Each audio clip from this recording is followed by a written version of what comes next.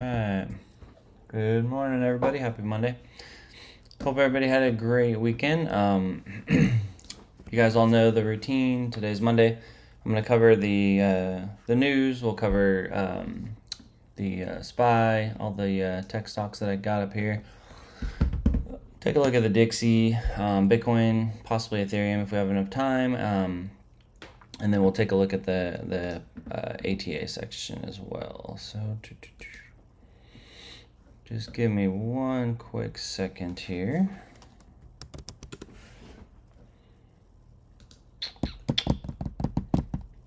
Let's get my charts set up here. All right. Okay. We are good. So let's talk about the SPY real quick. I am on the 1 hour chart, so I'm gonna just cover that part of it first. You can see on the SPY we had this white line that we drew. This was for, if we had a potential kind of shoulder situation. Keep in mind this one, was a little bumpy, right? So we're still a possibility of this. Don't rule it out quite yet. I do have like this white line here that we were following, but I'm going to take that off because it looks like we kind of invalidated that a few times. So the place that we want to watch here, we have this peak, or this low, is where we drew this line here. It collapsed it, reclaimed it, and then now it's just kind of hanging out above it, right? So more importantly, on the 1 hour, we're kind of in a crucial area because we have the 21 SMA right here, and we have the 200 down here all the way at 448. So we do have a lot of room that we can fall. For me to believe that we're going to come down to here, one, we need to stay below this 21 SMA. Two, we need to break this level around 451.80 or so, like that, somewhere around there. Because if you notice, we do have resistance here, we have support found, and we have support found again, right? And this is a wick. But we did get a lower high on the close there, but we did not create a lower low. So I'm just like I said, I'm just taking a look here. Yeah, it's just going to depend on market open. I would say for me, I'm not taking calls on this unless we get above here. I'd want to see this two peak break. So I want to see a push on the market open about 453.86. And then a retest of some kind of support, which would be similar to where this was. And then I would be happy to take that ride back up. However, if my end or if on the puts would be, I'd want to wait a little bit after market open. I want to see it break below this line again and then begin to act as resistance, right? Currently, as far as our indicators go, we are purple on the top, which means that that's more bearish sentiment. And we're still heavy on the bullish for the gap fill, which means we do have plenty of room to go down for that to cover. So harmonics are showing it did call the short up here, so that was an awesome call there. That was Thursday, and we're still in a continued double top according to that, right? So no long call has been made. So let's talk about Friday. I did not trade actually Friday. I had a lot going on, and I wasn't a real fan of trading Friday anyways. But let's just take a look and see how it would have done here. All right, so here's where we had opened up Friday. You can see we had a perfect short call on the indicator. The long called a nice little scalp. This short called a little scalp. And then this long actually called little scalp. And it doesn't look like much, but 453.79 up to 454.16 is still on, if you take 10 contracts, that's still a good $200 or so, which is a nice scalp. And it did call a nice short here as far as that one goes. And then it flipped it. It looks like, obviously this is like 7 o'clock, right? So now we're into after hours. This one would have been in hours, but it did call the long on the after hours. So you can see Monday right here. Yep. So from the 4 a.m. And then it, so far it's pushed up. We have not got an actual short call. So, we do have an NSTAR cipher, two of them actually in a double top. I would still kind of like that short call to play before I hopped in. And you can see we're just been in a squeeze between the 21 and the 200. So again, I'd like that to break below that too. So as far as the low, I see SPY going today. We definitely could fall down again. I could see us retesting the 452.70 range. Anything below that I like for a put. And then I can definitely see us, bouncing somewhere off of here as well as a potential. If we hold support on this white line like this and we continue to hold, then you can look for that bounce, and then I would take that call. So as far as the call, on the upper side, lots of resistance up here, right? So I would probably not take. I'm not going to take the call on Monday if I see that. I like a call on support, show support here, or potentially down here around 452 show support, where our green zone trackers calling that. So just play your range if you got our indicators. Like I said, y'all know what to do.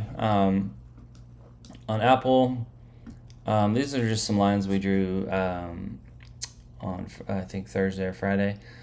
So you can see, Wednesday we know it pumped up again. We called the pump up again for Thursday for the retest. Kind of creating that double top, pulled it back down to the 191.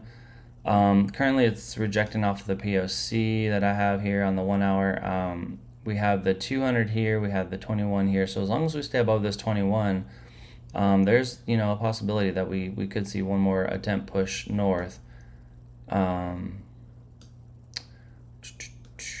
Keep in mind, we had this wedge here. It came up. This is the rejection of the wedge. So we've already had a break of the rising wedge as well as the rejection.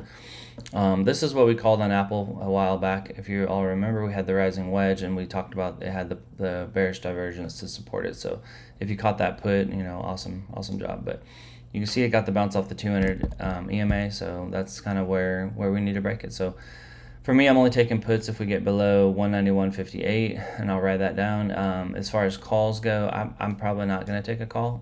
I wouldn't. If you really want to, I would like to see the show of support above the 21 SMA for a good hour or so, and then you can ride that pump north. So is how I would play Apple. Microsoft. So Microsoft had its crazy pump. We talked about this last week. Don't buy. If you caught this, awesome job. If you missed it, we talked about don't buy it because this a lot of people FOMO into it up here, and then you just get absolutely wrecked. We were kind of following this channel, which it did break below a little bit, widening it up, which I don't really like all that much. So let's see how we can adjust this a little bit. I mean, you can see right here, right, why the bounce happened right here, because it's still in this channel. So let's see if we can modify this upper channel to kind of make it look a little more parallel. Now that we have another wick, I'm gonna pull this wick here, and we'll just kind of pull it right to where it is. So you can see, we had our pump, we had our drop. We found support at the same area right here, support. So it's just kind of holding in that squeeze. So if we do get my NORF is if we do get a nice little volume push up to around 347, 348 or something like that, we reject for retest and we hold support again, then you can ride that call. This actually I like better for a short time call than Apple actually. But again, if we cannot break this trend line here and we reject below this 200, then you can ride that put all the way back down to probably around, I'd say at least 342, but probably even as low as 338. So that would be the play I do on Microsoft. Google. So here's the trend line we drew on Google some time ago. We can definitely see a push up north back to 122 to retest that before we fall. Now keep in mind we did have a fall. We pumped up, we created a higher low, and then we're pushing north now, which is actually just created a little bit of a higher high than here, right? So we could have a nice little push up north like this. Very possible. I mean, it's early to call it, right? But we always talk about calling these things early. That's how you learn in the room. So you can kind of draw a line like that and then just kind of play with it, right? Never be afraid to take a chance on a line, right? So you could, we could take like this wick here and play it like this, being some kind of a wedge. Another thing that you could do is you can take this wick here early and just draw a parallel line up to the bottom one. and this could be our line, right, where it hits like this, and we have kind of our bear flag, right, which would drop us back down. So that would be kind of the play that I would do with Google, is just kind of watch your lines like that. All right, Amazon. I'm going through these a little quicker, guys. I'm not going to do all of them, I don't think, because I do have to get to crypto and I do have to get to the ATAs, and we got about 30 minutes. So I will have the room open today, though, so if y'all have any questions on any of those, you guys can come in there and ask. So we had this parallel channel that we were going up. I'm going to go ahead and delete this lower one because we are out of that. Set up a fresh new week. I'm going to delete this upper one here. I do like this white one here still because that could be another push north. And I'm going to delete this one here. So let's take a look at it. So far we had, kind of our oscillations within here. We pumped up, created our double top. It wouldn't surprise me if we don't pump up to 130, 138 for a retest of the neckline. If that retest fails, then it's almost certain to fall down to 126 or so. So you could ride that put on the retest fail. However, if we do get a show of support where this was once resistance, which would need to get to above 131, 25 and hold as support, it'll invalidate this and it's going to push all the way up here to 134. So I would not take a call because we are in a bearish pattern until you actually can break the neckline of 131.43 and hold it as support to push north. We have a strong bullish divergence in the 1 minute as well. And we're low enough in the range, and we turn green that it definitely can have some push north. And we have a lot of support within here too, so you can see it's all how green it is within this. But again, we could do something similar to here where we push north, we drop, we push north, we drop, we push north. If this happens and you start to see that, then eventually this thing's going to collapse down. So that's what I would watch for that one. So the only one I'm going to cover over here is Tesla. Let's clean up some of these lines from Friday. I didn't touch anything on Friday. You can see this kind of channel that we drew, and you can see the rejection where it hit, and then nonstop down. So if y'all remember with Tesla, so we had drawn this line here. It's really just this area here, and it hadn't retested anything. And currently, we are below that, right? So we got to see what's next for Tesla. So we are on the bottom part of it. We do have strong bullish divergence, and we are a little bit oversold for Tesla.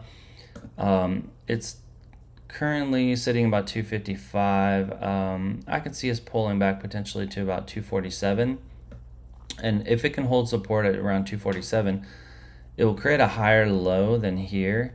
It'll continue to show support of that, and then I would see a nice little push north. It might even, what we could do, you can see all these lines that we drew.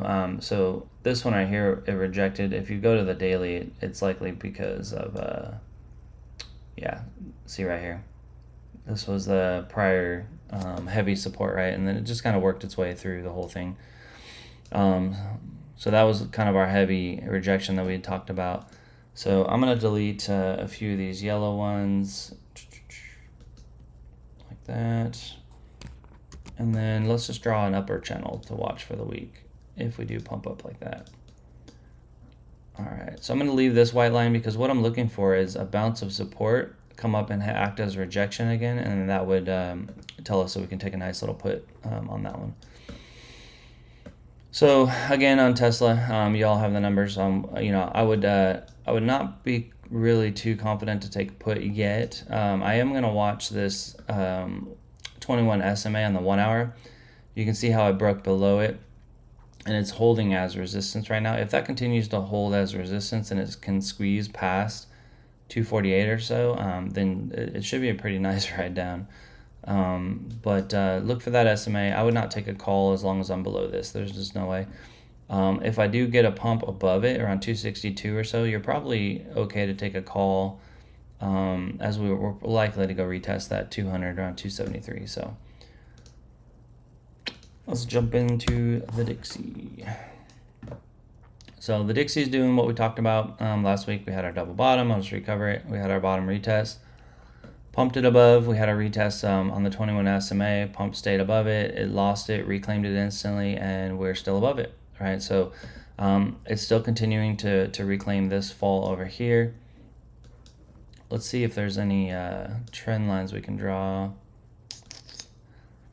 Yeah, so we have this upper one, which is, you know, from there to there. You could probably draw one more if you take...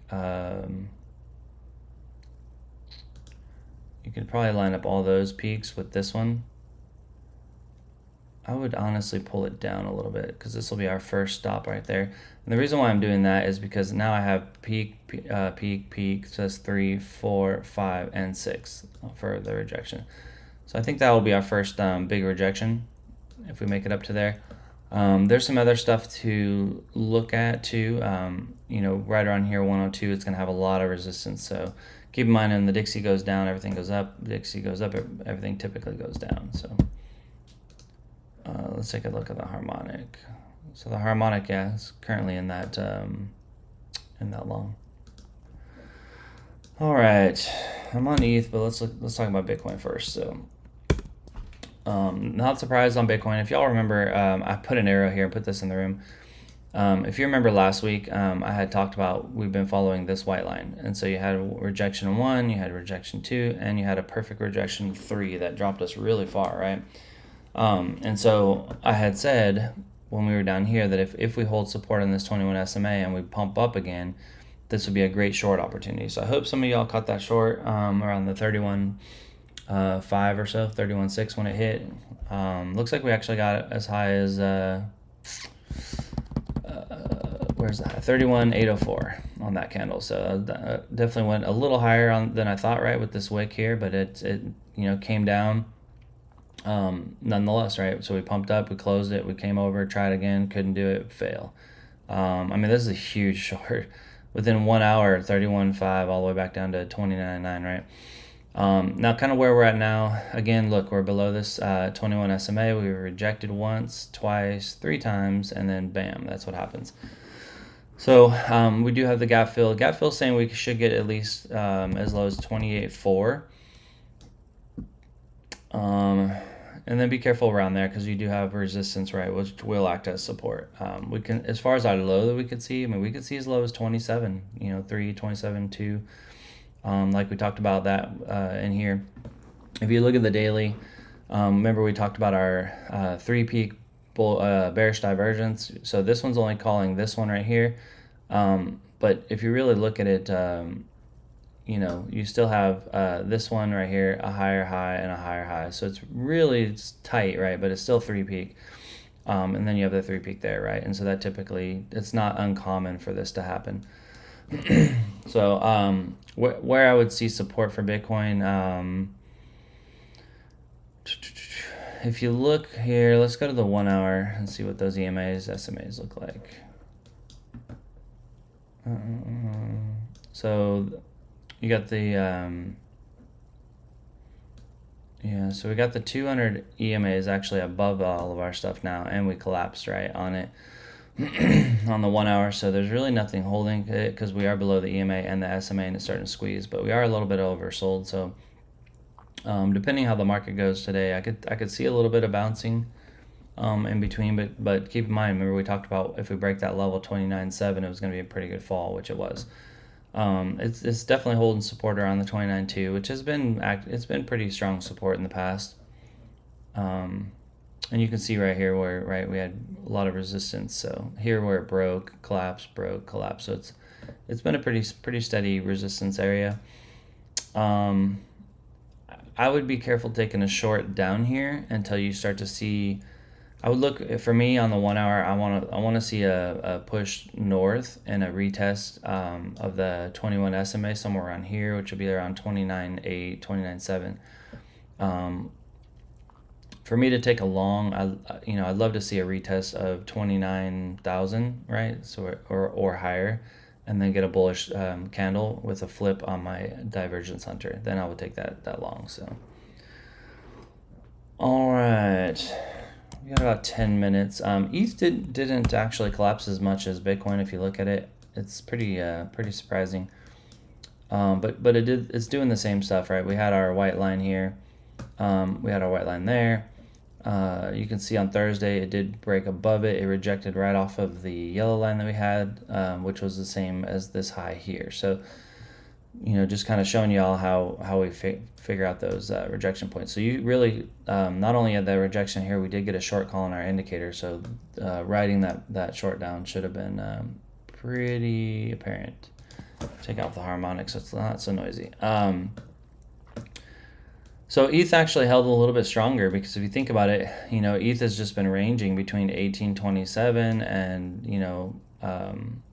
1940 or so, aside from a few little push-ups north.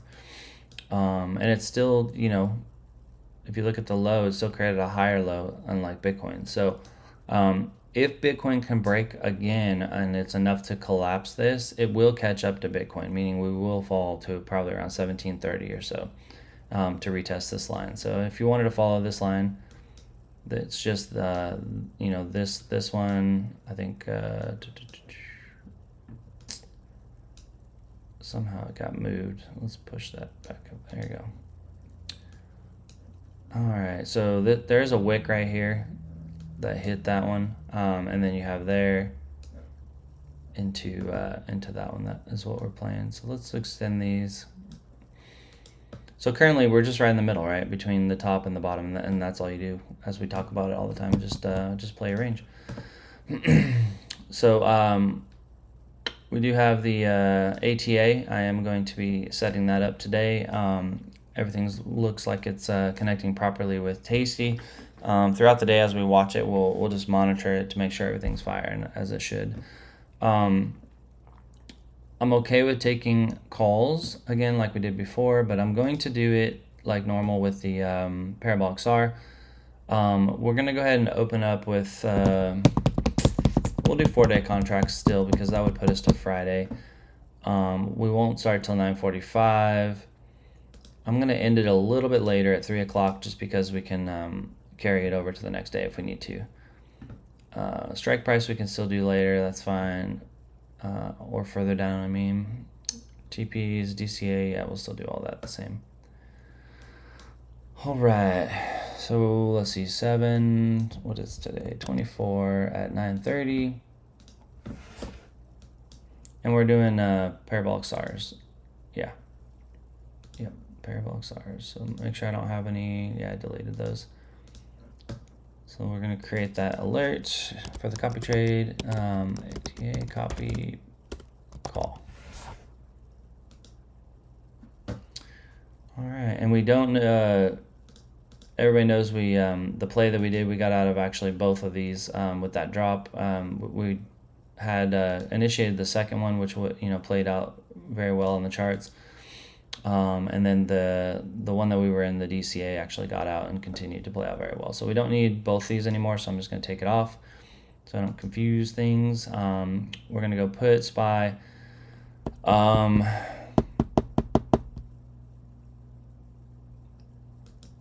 thinking about just doing SARs today, guys, because we do have, keep in mind, we can go up quite a bit.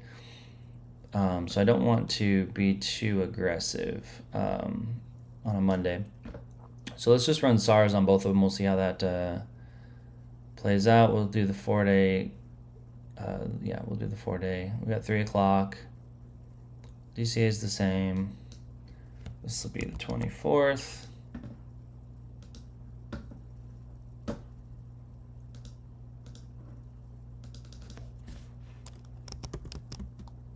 Actually, I'm gonna allow this to take trade right away, because we're doing the SARS, so it's not very aggressive anyways. That way, if it sees something early, it can take it. I'm gonna do the same for the call too.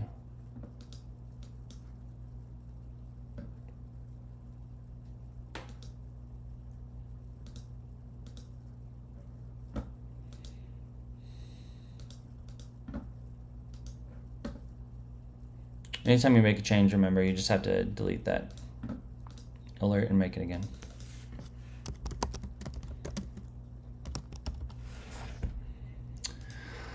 All right, so we are rocking and rolling. So we'll get our yellow candle once 9:30 hits. If y'all are in the room trading today, then I'll be checking in on it regularly too. So if you want to see how it's going, keep in mind, guys, you can run these on your own now. It doesn't have to be part of the copy trade. So you can get the indicator and run it all on your own if you want. So and you can do it on your own and just follow the settings. That way you can choose what you want to follow and what you don't. So, but I hope that helps you guys out. Let's briefly look at the news. I actually normally get this first, but I did skip it because I was already looking at it. So let's just cover quick on the news. Monday. So if you look through today, right, you don't really have much going on until towards the end here. You got the PMI here that should shake things up a little bit, but really the larger news is going to come later. So when you come into Tuesday, we have consumer confidence at 10 a.m. tomorrow. Sorry. Oh, got some in my throat there. We have consumer confidence on 10 a.m. there. And then Wednesday, we have the Fed interest rate decision. That's going to be big. And you can see it looks like they're actually anticipating to raise it, right? Which could be the pricing in that we're getting of the pullback, right, from that. So new home sales, depending how big that is, it can change the markets, but not too bad. Thursday we got the core durable goods. Keep in mind, you got GDP quarter over quarter, which actually looks like it's going down. At least anticipation, anyways. And then Friday we did have something too. Yeah, core PC on there. So just some news events that you want to watch. Again, if you're not familiar with watching it, you can just kind of aim. It tells you right here, if it's got the three heads there, it's typically something that could move the markets if it's a drastic move. So that's what you're going to want to watch today. So I will have the room open for those trading in the community. I will open it up at about, we'll say probably 9:15, between 9 and 9:15. Look for me to put that out, and then I'm able to stay a little bit longer today, so I'll probably keep it open until maybe 11 or so, and then head out. So we'll try to get some early trades in the morning, and then be done for the day and let the ATA take over from there. So, but I appreciate y'all's time. I'm gonna cut off, and we'll see you in the room.